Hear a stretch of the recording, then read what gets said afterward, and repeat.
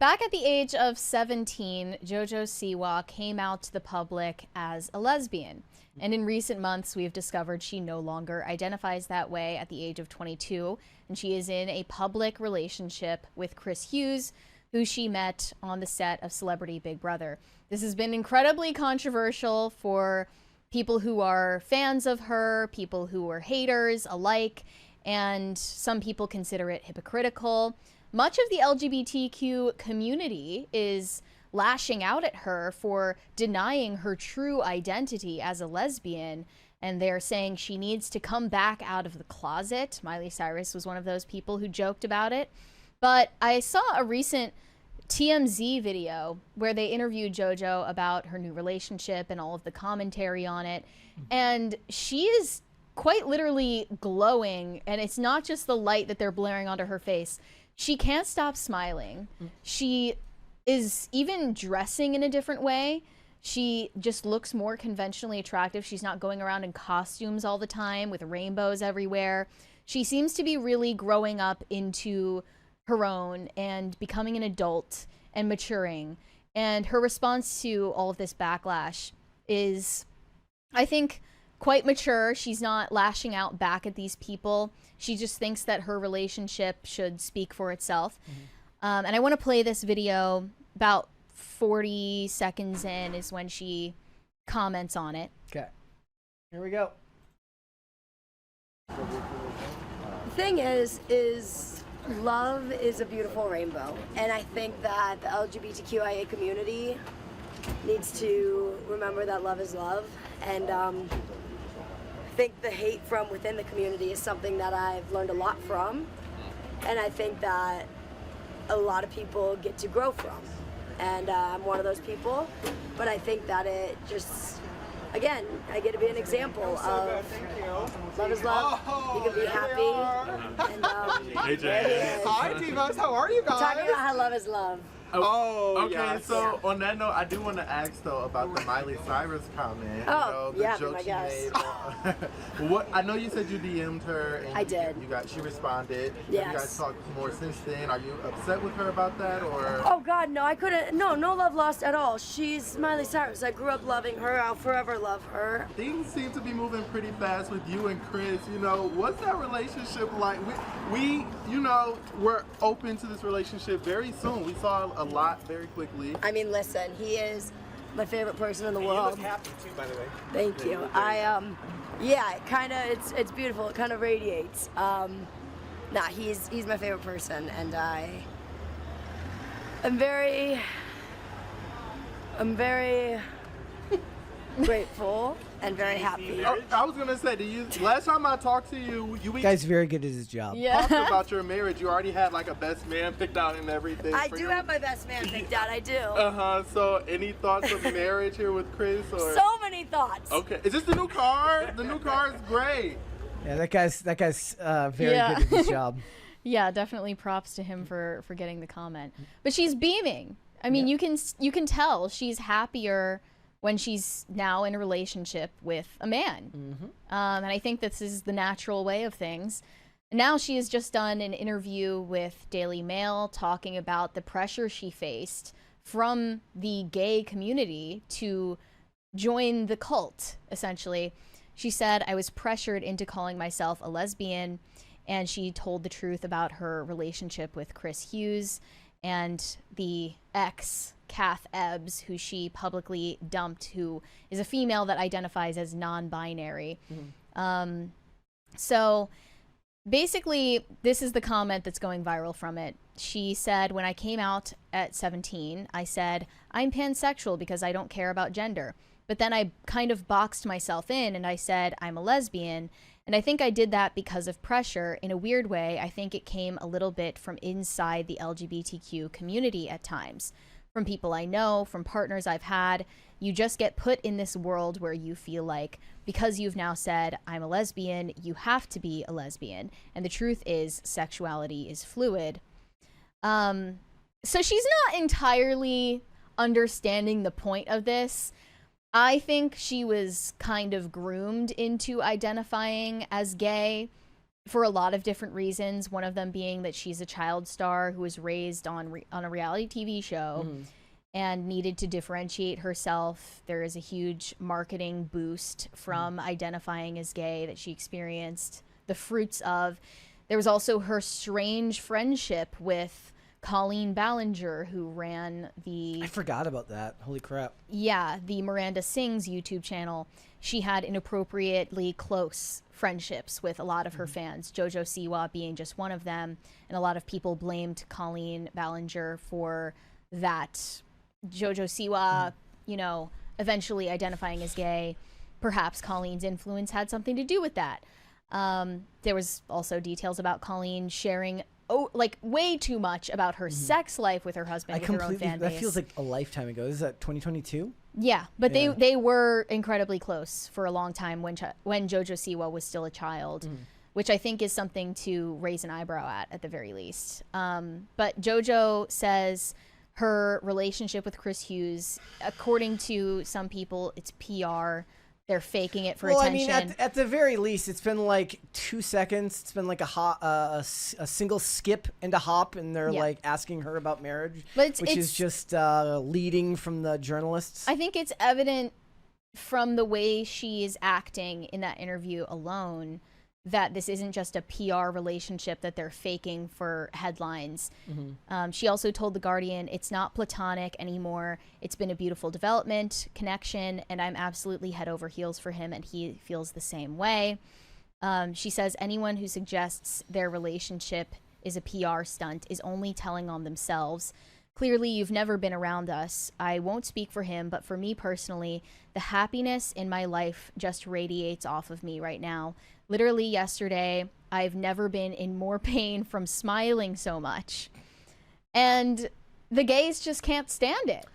I mean, I think that...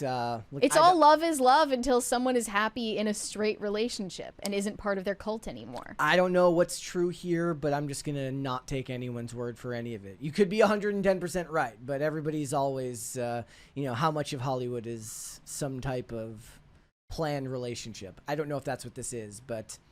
I just believe that if she had any real leadership or authority or like care in her life... Or? No, her parents, her friends, people who actually know her, they would have advised her not to publicly label herself and align herself with this quote-unquote community, which, of course, doesn't care about you as a person. They only care about what you represent in the media. They would have advised her not to do that in the first place, especially at such a young age. I mean, just don't talk about it at all. Yes. And that then encouraged her to lean into it and make it her entire brand. Just months ago, she was seen wearing a jacket that says "Protect Trans Kids" on the back. Yeah. And, some people are saying this is that doesn't blatant mean hypocrisy. That does not mean she doesn't still believe that, like she said. No, I'm not saying it does. Yeah. I think she would still defend that decision. But people are saying this is hypocrisy from Jojo Siwa, saying that she's young and still figuring herself out. Meanwhile, she isn't willing to see the connection between that, her own situation, and that of young children who are misdiagnosed with gender dysphoria because they are young and still figuring themselves out.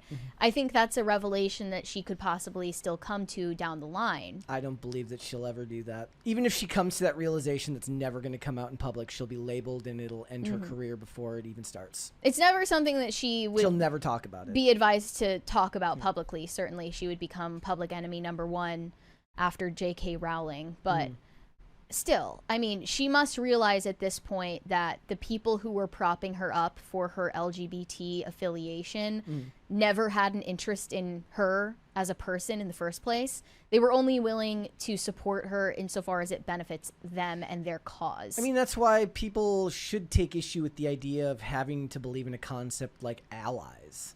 Like, I don't want to be anyone's ally. I'll be somebody's friend, but I don't want to ever, I'm not going to subject myself to only being worthwhile to you based on what I can do for you as a large-scale group. I'll defend my friends no matter who they are, but I'm not going to go to bat for any group at all. Right. If all they want to think of you as is some type of ally towards their cause.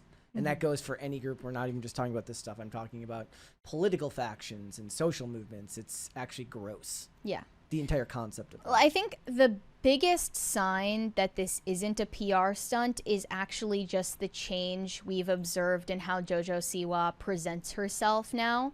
You mean dress She's or not- like her actual like mannerisms? Everything. Okay. Everything. She isn't, dyeing her hair all these crazy colors. She's growing her hair out. She wants to look more feminine. She's dressing in a more mature adult way. And also she isn't screaming all the time. She actually seems to be more calm in her Wait, demeanor. didn't it come out that she was like fake drinking?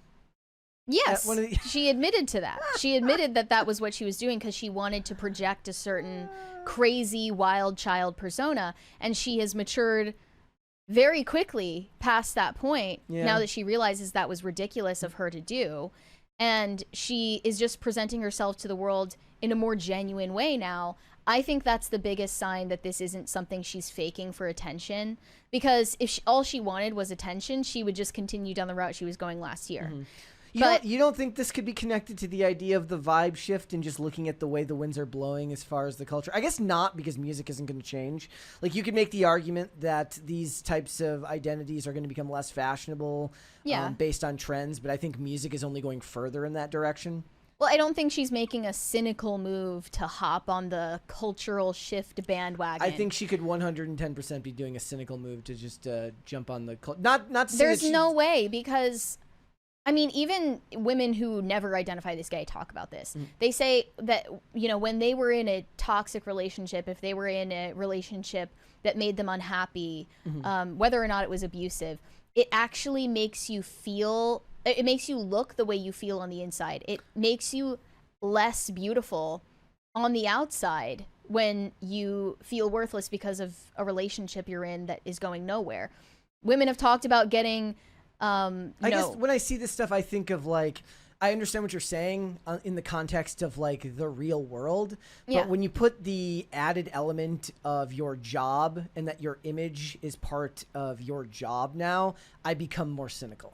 But she knows her audience, and she knows that the audience she cultivated over the last year does not take kindly to her changing her lifestyle this That's way. why I asked if like It's this not could self-interested. Be, if this could be the type of thing where she's predicting that things will change in the culture. But perhaps you're right. Like, I don't see music changing drastically enough to make this to cynically do this purely for financial means. No, I think all that she needed to do was wait a while and grow up a little bit. Yeah. And How old is do she? what feels 21? naturally to her, which is be a woman for once. How old is she? 21? She's 22 Okay. at this point. Yeah. And then look, people were bringing up we talked about it, Demi Lovato, like getting married after having years of all of this stuff. I implore you to not put any weight on celebrities' behavior as some type of indication that things are changing in culture. I don't think that that's necessarily true. And I think that Hollywood will churn out more of whatever you dislike at like a exponential rate because they want things to go a specific direction. Well, this is also not just something that applies to celebrities. I think this applies to ordinary people as well. And that's why we push back on the idea that you shouldn't wait to be perfectly self-actualized and meeting all of your personal individual goals and your healing journey and therapy and everything before you consider getting into a long-term relationship that's eyed toward marriage. You should actually embark on a long-term relationship before you are complete as a person, before you've completed some arbitrary self-actualization journey. Because part of getting married is that now you're tied to this person and you're going to change because of it. So Grow with the if person. Jojo Siwa took the advice of the culture and decided to explore her identity endlessly before getting into a relationship, she wouldn't be happy in a relationship with a man right now. Okay. And I think that getting into the right relationship can actually be the key to finding out who you are, who you're meant to be. Antonius Block says, Mary is a hopeless romantic. Brett is a cynic. I'm cynical. case, yeah. I'm cynical towards people whose image is connected to their ability to make money. in this way. Like this story would ring very different to me if it was just what's the female version of Joe Schmo 32 Electric Boogaloo? I guess that would be Jane Schmo 32 Electric Boogaloo. I would treat that differently, but I have a general nature of skepticism towards anything related to the personal lives of celebrities because their ability to make money and their standing both socially with the general public and within their own industry means that a lot of forethought goes into what they share, what they don't share. So my hackles are always up in that respect. If anything, Jojo Siwa has zero concept of what not to share with the public. That's why she's sharing it. Well, we'll have to see what happens for her. But it's interesting that when you make a choice that they don't like, they end up having a very, very different approach to how they see you, especially when it's supposed to be about unconditional love, supposedly. Yes. Yeah. Thanks for watching. Listen to full episodes of Pop Culture Crisis on Spotify. Keep up with us on social media and make sure you subscribe and ring that bell so you never miss the show. Bye, guys.